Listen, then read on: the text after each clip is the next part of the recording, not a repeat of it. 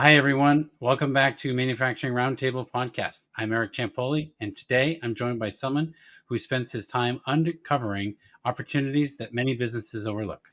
Craig works with expense reduction analysts, helping leaders unlock hidden cash flow and improve procurement efficiency. They have a track record of delivering measurable results on a success fee model. Craig has worked alongside owners and CEOs and CFOs to improve margins and strengthen enterprise value. In this conversation, we'll talk about what it takes to find and capture savings that support long-term growth and stability. I hope you find this conversation valuable. Let's jump in.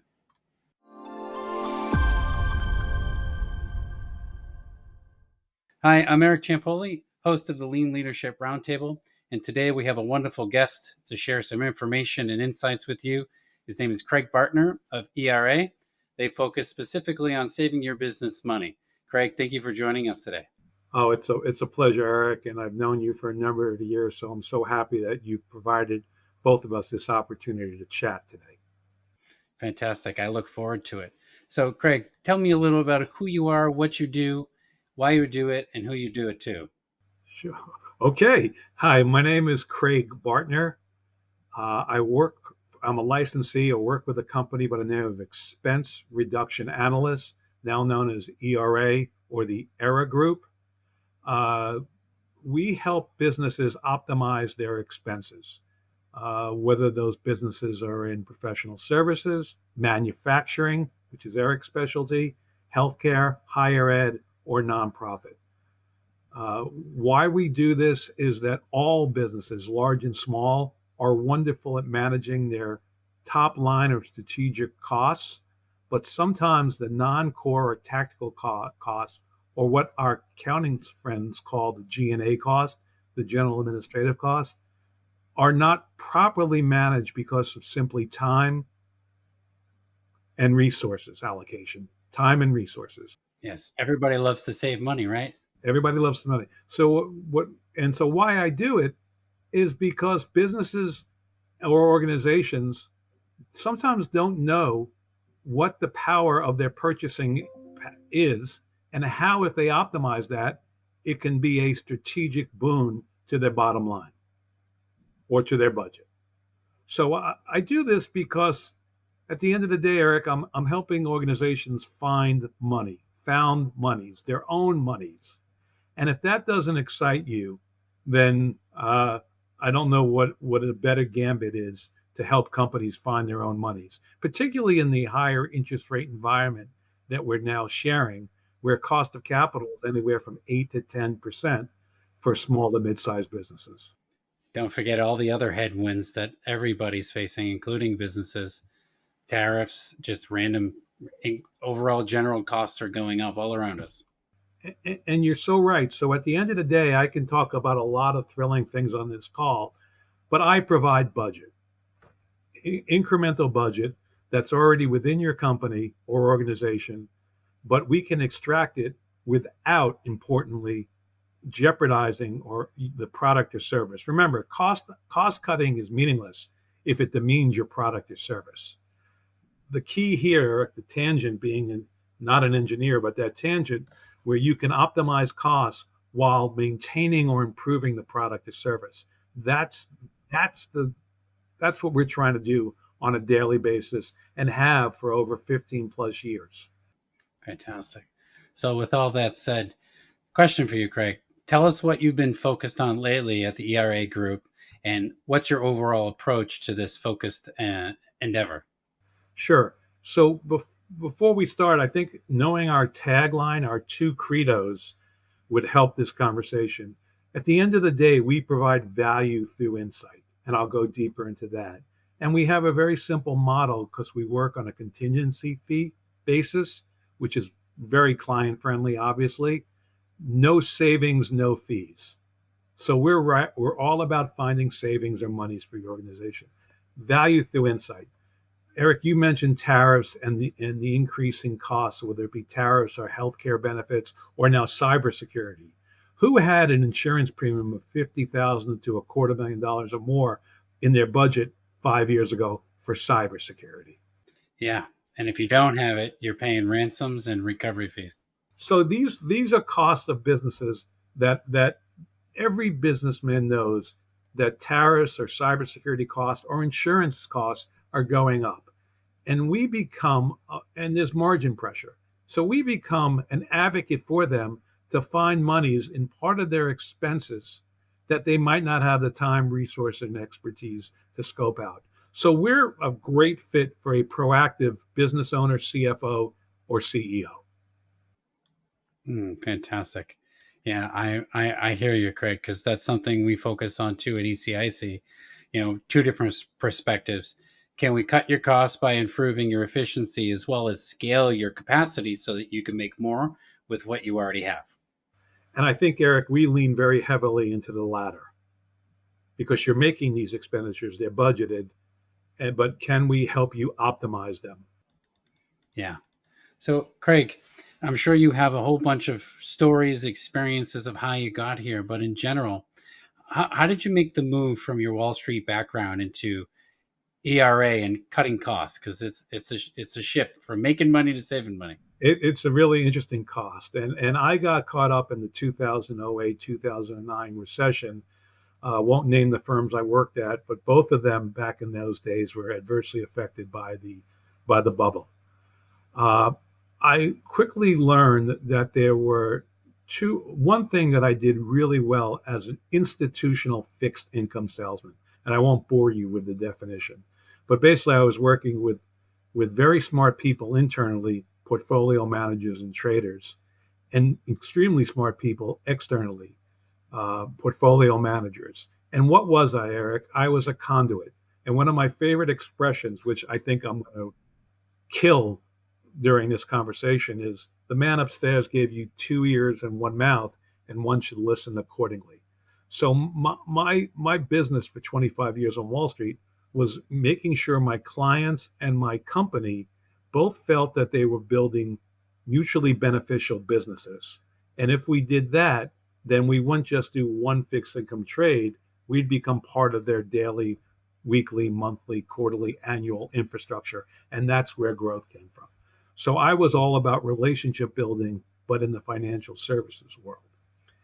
And when the recession hit, and I was also a little bit older, and I also in that job, to be quite honest, wasn't the greatest dad to my three teenage boys. I missed a lot of events chasing the holy dollar. And the recession and the downsizing gave me a chance to reassess not only my business life, but my personal life. So I was actually grateful for that event almost 18 years ago. And I found through a franchise consultant the expense reduction analyst, or the ERA group. And if you think about what ERA does and my role, we have these 30 or 40 individual category specialists who help companies optimize their general administrative expenses in things like logistics, insurances, office consumables. We'll name more later. And then I'm talking to very smart people externally, right? Business owners, CFOs, and CEOs. And so I was very comfortable in that connection of smart on the left, smarter on the right, and me being a conduit to them. And instead of trying to do security trades, it was trying to optimize their business through cost intelligence and cash flow optimization. Yeah, nothing like cash flow to keep the lights on. Just because you make more, it's more important what you keep at the end of the day than what you put on the top line. That's exactly right. And Eric, in a 20% gross profit margin for a company, a dollar of sales gets you 20 cents of free cash flow. Well, a dollar of cost savings gets you a dollar. I think Ben Franklin once said, a penny earned is a penny saved. A dollar saved is a dollar earned. So it was always intriguing to me when talking to business people or budget directors that they were always either revenue focused or getting more grants or donations in the nonprofit sector. And there really wasn't a focus on optimizing costs, which has a 5-to-1, presuming a 20% operating margin, return. And I was marveled at why cost optimization wasn't 5 times more important than revenue creation. Yeah. One's a little bit more pretty or sexy to talk about around the table. Oh, our sales grew to 30 million, 40 million. But at the end of the day, if you're not bringing home more money, you're working harder for less. That's exactly right. A banker friend of mine, and to echo what you just said, once said, "We don't care what you take in, we care what you keep." You know? Yeah, I tell my accountant the same thing. So, Craig, walk us through high level some of the typical cost areas that you review and in what order and why are they significant? And what is something that most companies overlook that's obvious for you, but something that doesn't really get a lot of attention? Well, I'll take the second question first, and it's because of uh, third party verification. A lot of mid sized companies who are really super well managed. And my belief is, Eric, if you're a 20-year or more old company or organization and you survived the 0809 recession and the 2020 COVID virus, then you're excellent at managing your cost, or else you would have been exit stage left a long time ago. So right now in American business in 2025, everyone's claims they're really good at managing their costs, and they should be. The premise that Era Group comes up with is, what is your validation? What is your third party health check for don't worry, boss, we got it covered? And because we're a contingency fee firm, we answer to the owner, to the C suite, the don't worry, boss, I have it covered speech, because we only come back with two answers. Hey, guess what? You are you are doing wonderfully, and we can't help in any cost categories. Or, hey, you're doing a really good job in 1, 2, 3, and 4, which I'll name later, but 5, 6, 7, and 8, there might be 10 to 30% savings on a contingency fee basis. Would you like to explore if those are feasible? So we validate the third party independent health check or the don't worry, boss, we got it covered mantra in a lot of mid sized companies. Now, what are those cost categories? Again, mentioning the general administrative expenses for a manufacturer. Well, I'll give you the top five for at Era Group, and those top, it's the Pareto principle. Those five probably encompass 80% of the reviews we do. So it's very heavy loaded. They would be insurances, because remember, your insurance broker works or gets paid by the insurance company. Brokers are wonderful, but at the end of the day, do they have your best interest in heart? Or, as I tell people, and this is important, if premiums are going up 20% in healthcare or in cyber or in PNC because of natural disasters, should your broker's commission go up commensurate because of a macro event? They're doing the same work plus or minus 3 or 5% and getting remunerated 20% because macro premiums are higher. You know, I don't know if that's a fair mathematical equation. So insurances, both health benefits and commercial business insurances. Telecom, yep, telecom, whether it's wireless or hardline or what we call technology now. We have taken IT technology or IT telecom and managed print services or print and put it all into one bucket of technology. Basically, Eric, at the end of the day, how many licenses are you paying for and how many are being actively used? I work with a lot of universities who provide cell phones. It's amazing when the professors retire or someone moves on, how that cell phone stays active. And an organization with 1,000 cell phone lines, it might be paying for 50 to 75 cell phones monthly that aren't in use. I know, folks, this sounds like simple blocking and tackling that everybody should do internally, but the math tells us that because of time, resources, and expertise, things slip through the proverbial cracks. We we we make sure that that doesn't occur. And again, the answer comes back: you got it covered, or you don't. And here is the cash flow back to your organization on an interest-free basis. The fourth one, Eric, if I can just say two more, would be for manufacturers would be operating consumables. Every This is where we get to your world. as you fix the plant floor to be more efficient, we work on all the consumables that stay in the plant that would be operating consumables or MRO. What needs to be fixed?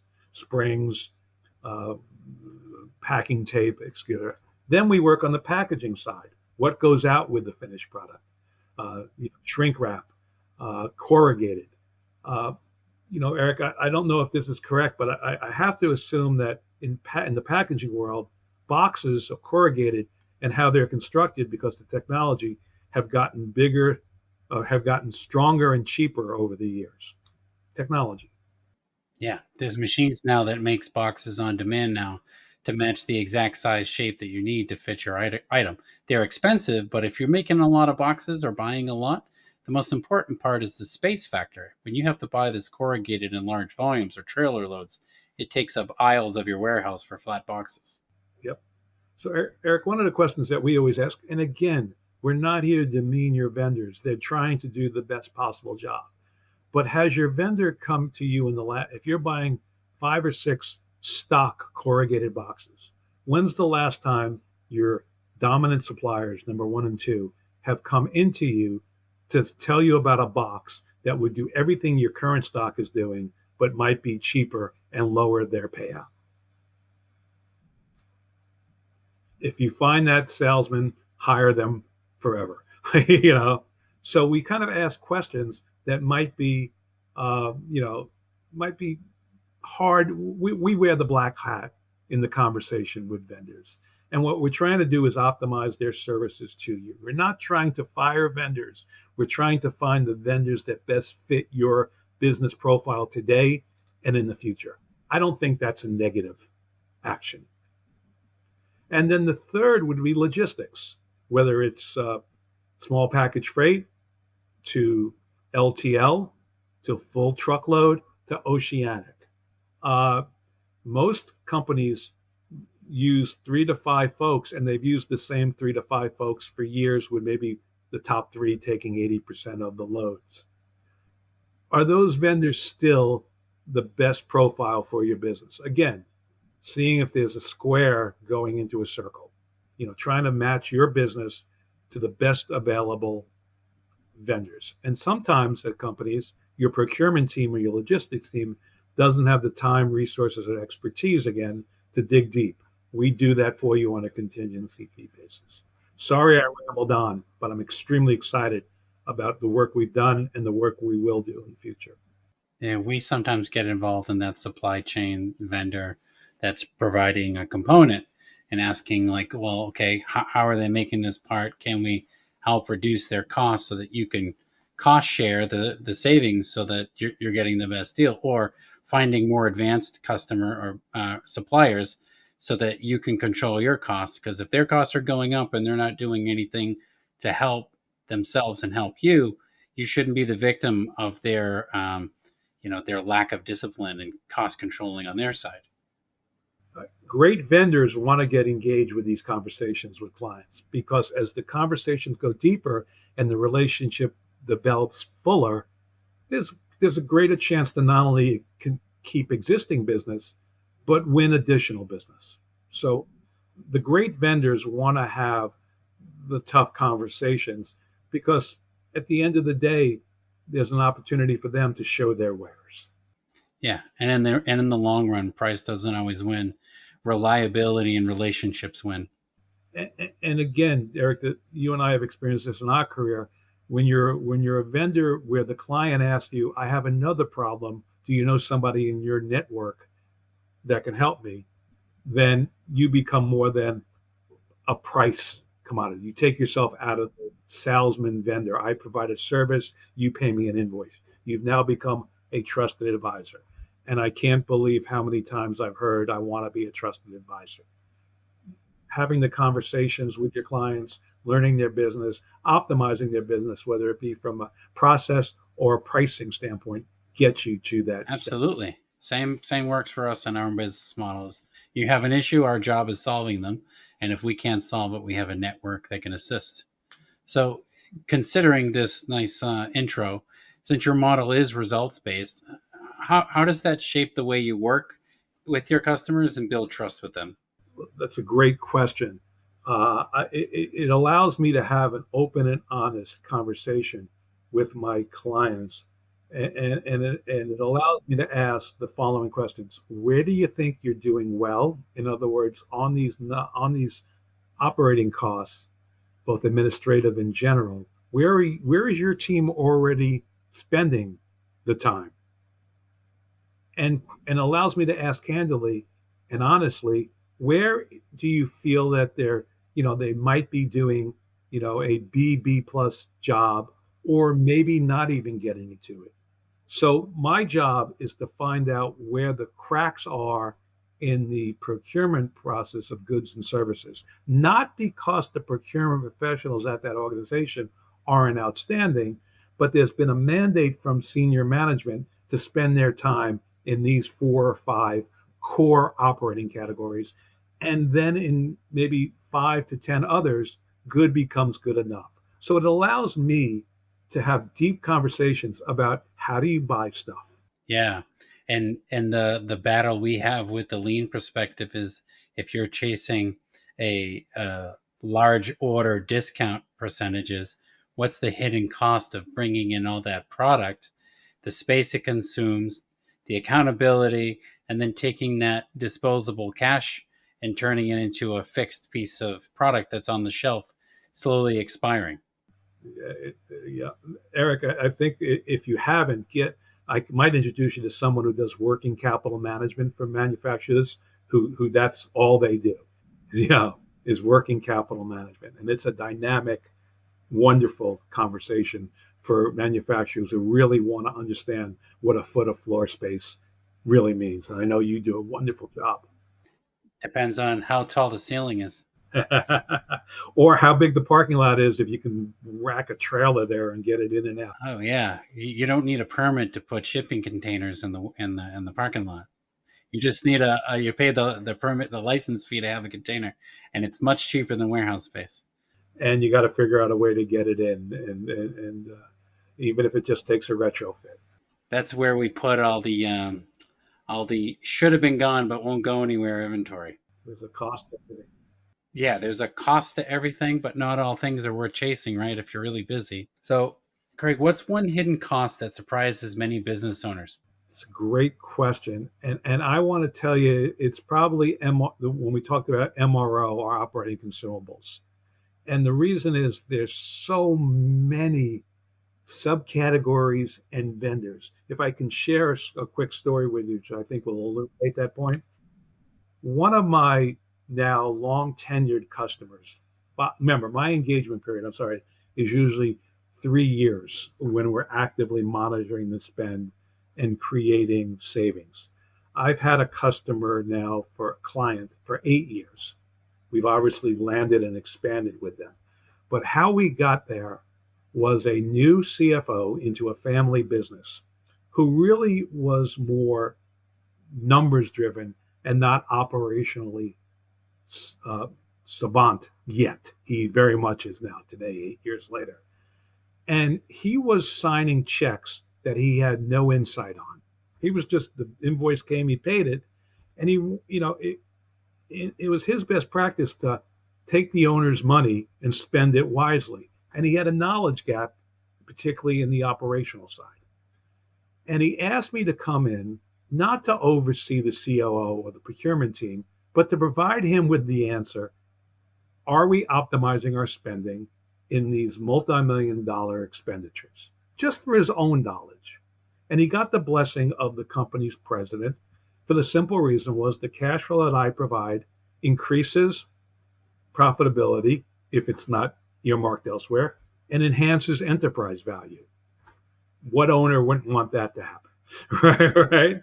Those are two top priority things for a business owner. Right, exactly. So he knew he had the big boss, the family owner, covered by bringing me in, particularly on a contingency basis. I'm a cash flow positive event. He then went over to the COO, who had been there 10 times. My CFO was there 2 years. This gentleman was there 20 years. Built the business with the ownership group. Was attached to the hip with the owner. very typical in manufacturing companies. And he asked him, is there any spend where you might not have the time, resources, and expertise? And to this person's credit, he said, I have a few. Why don't you let this guy come in to chat with me, and I'll grill him. And if I think he has the right timber, I'll okay his hiring. So I go in to see this gentleman and I say, sir, why am I here? And he says, well, it goes through the story. You know, you're here because of the new CFO and the owner wanting to enhance cash flow and grow enterprise value. I'm all in on that. I said, okay, why am I here? Well, he says, I have two multi-million-dollar spends, packaging and MRO/operating consumables. And I said, why am I here? He said, I can't hire you for packaging. And I said, do you mind telling me why? And he said, because I use 4 different boxes with 7 SKUs. And if I hired you to oversee that jigsaw puzzle, the owner has every right to fire me. I said, okay, that math makes sense to me. Why am I here? He said, because I spend twice as much money in MRO and operating consumables. I went through my list. I have over 250 vendors, and I broke it up into 16 subcategories just in our general ledger. I don't have the time, resource, expertise, bandwidth. I'm trying to get product out the door each day. I'm trying to make sure our talent is doing their job.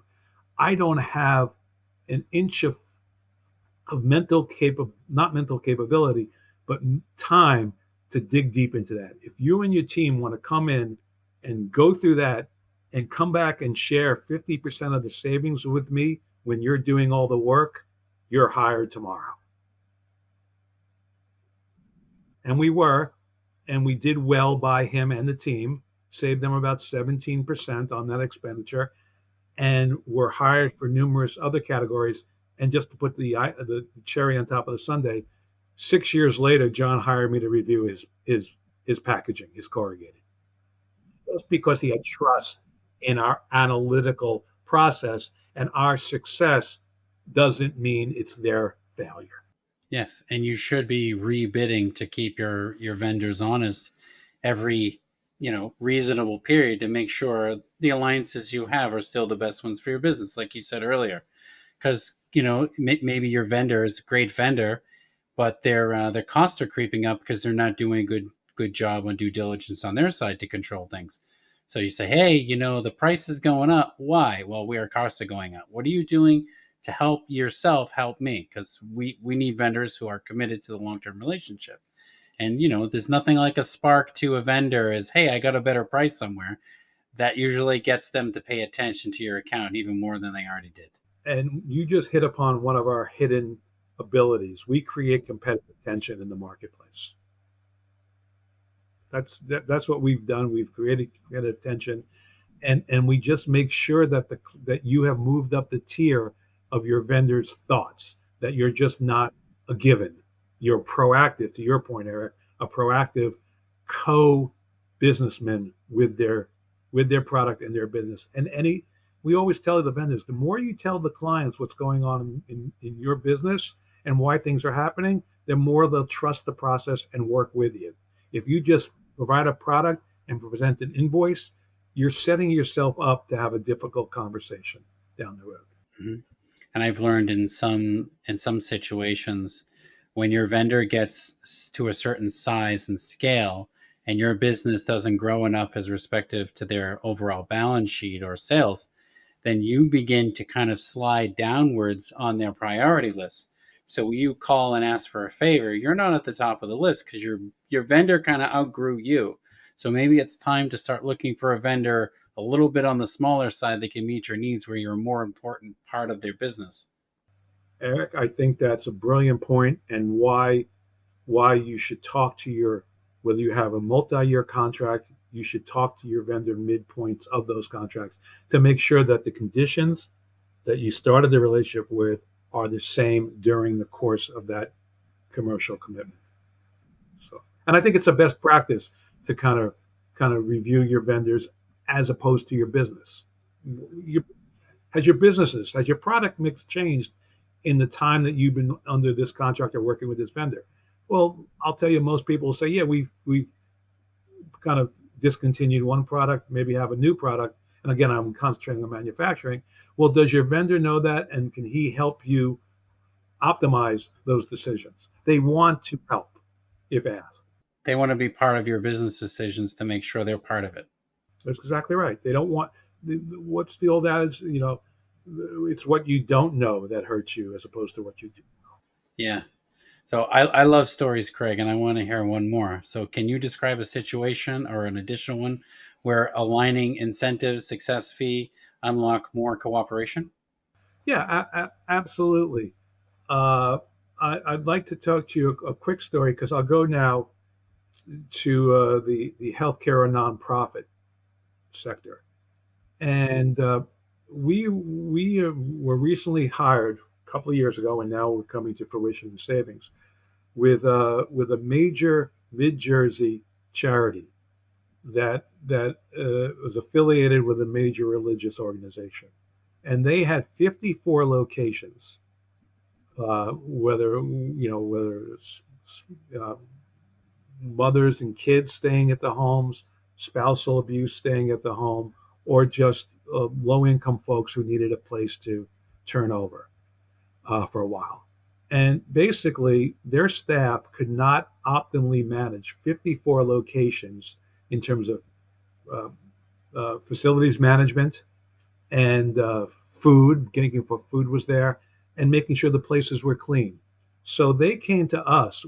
I actually spoke at a nonprofit webinar put on by a by a referral partner, and they came to us and said, "Hey, this 54 locations, 300 employee puzzle that we have is too large for us to optimize or manage efficiently. We're just getting by.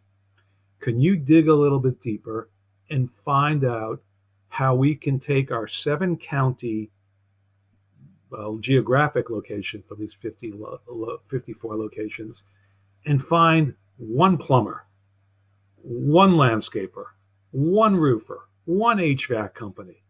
We understand that we're paying multiple vendors to do the same thing, and we're not optimizing our purchasing power. We get that on a macro basis. We don't have the time and tools to dig in and make that become a reality. And so we did something called, we have a category called integrated facilities management, which, Eric, to your point, when the company comes out, they do everything as opposed to 3 other people coming out individually. What we found was, on the same footprint of people, we lowered their cost by 27% and increased the time they had to work on the stuff by 11%. So just being more efficient with your largest spends, taking it from a macro, can we do this, to, hey, hold on a second, we don't have the tools to do that. Can you help us out? So we're problem solvers at the end of the day, and exactly what you are, problem solver. I like to chase the trash area. A company creating waste is usually a sign of many things. One, you're creating mistakes. Number two, you're increasing the consumption of the materials you need to buy, and then the cost of what it costs you to get rid of your mistakes. And I love chasing that. One of my favorite waste management things is how many times they come to pick up the trash, and everyone's on a most manufacturers are on a 2 to 3 day, maybe daily cycle. And I always ask the CFO, have you ever, on your way out the door, just gone by the trash bin and see how full it is? And if you go on Monday, it's not that full. If you go on Tuesday, it's somewhat full. If you go on Wednesday, it's real full. And yet it was picked up. You don't have to pick it up Monday and Tuesday if Wednesday's your day. Go on a Wednesday, Monday schedule as opposed to 3 days a week. Or you get Smash My Trash, they come and they get more in that dumpster so they don't have to pick it up. Exactly. So again, I don't want to belittle what we do, but a lot of it is just sophisticated blocking and tackling. We talked about it earlier, Eric, when you're trying to get product, get inventory in, turn it into product and ship it out. Sometimes because of time, resources, and expertise, some of this, what you and I would call academic or stuff, slips through the cracks. It's not a mission of guilt, it's a mission of reality. And we're there to lift all boats. Do you see any patterns in your customers' mindset or behaviors, as especially for those that get the most out of the work that you do? Well, that's a great question. I think the most successful era group clients are men and women in leadership who are intellectually curious. I think just when in your work too, how can we do it better? How can we do this? How can we get our processes improved? How can we save money while optimizing our expenditures? So to me, when I think the greatest cultural difference I see in successful companies, and I dealt with a lot of companies, is intellectual curiosity or asking questions is more than encouraged. It's mandatory. Not a lot of group think, not a lot of yes men or women. Constantly questioning how, why, like a great journalist, who, what, where, and when, and how.